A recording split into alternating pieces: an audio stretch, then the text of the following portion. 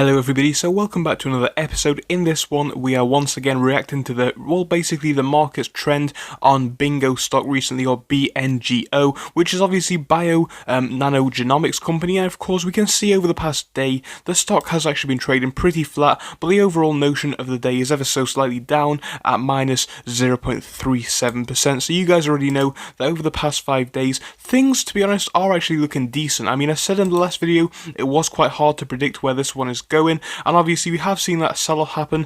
Fortunately though, it has leveled out at the current price, or at least the previous price of about $4.95. We've been pretty stable around the $4-5 point ever since, and of course today we've seen that a little bit of an increase, putting us up to 567. So of course the whole percentage is about 20% from obviously the 8th until the 11th, so things do look like they're going back up for this one. Is it going to carry on? Well, tonight I'm giving all my opinions, so if it does sound like a good video, please do leave a like to the channel and do subscribe as well. It would help us out so much. On top of that, guys, if you do want to come talk to us on Discord, you absolutely can. Link to the Discord is down in the description. But of course, I am not a financial advisor. This is all just my opinion, but we are going to jump straight in.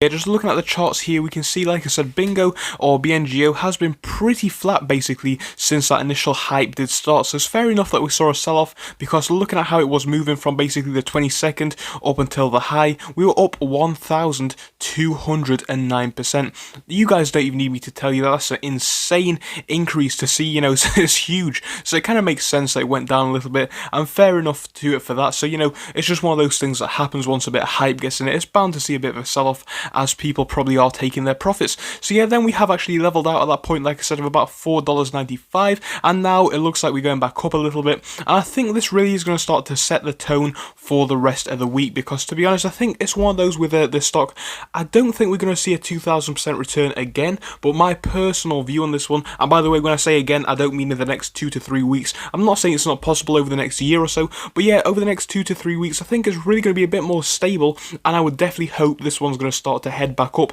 So realistically, in my opinion right now, based on what we have seen over the past week, the main reason why we have seen that sell-off is obviously due to the fact that, you know, a lot more people were aware of the stock, and obviously a lot more people took their profits once it did get that huge gain. And then obviously from there, I think it just makes sense that a lot of people did sell off.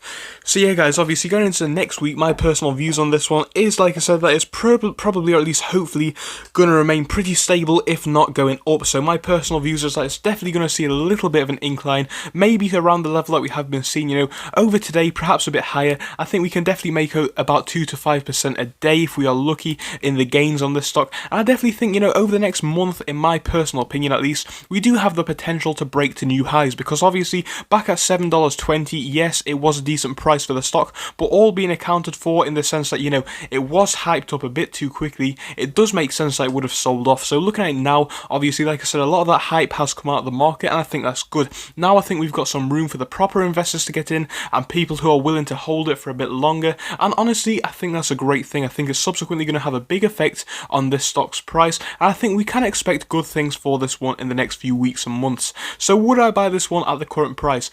Honestly, I would. I mean, I would not waste too much money on it, or at least invest too much money in it. Not because I don't like what the company does, because I do like what they do. But I think it's a case of, with this one, it is quite volatile, and you do need to consider that when you are investing. And of course, I am not a financial advisor, but my opinion is I would definitely watch it with this one. I'm not saying that it won't go up. I'm not saying that it will go up for definite. I'm definitely saying, you know, it's hard to predict, but personally, if I was going in, I would only afford to risk what I can lose, because we don't know where this one is going. But overall, I do see some positive things coming, hopefully, but definitely tread cautiously, because it is going to be a very volatile one. But hopefully, yeah, like I said, over the next few weeks we can see a bit of that volatility start to slow down, and we'll hopefully be making a slow and steady increase on the upside with this stock. So let's hope that we can see some good things in the next few weeks and months. And of course, if you enjoyed, please do leave that like and subscribe, and you guys already know that I will see you in the next episode. Goodbye until then.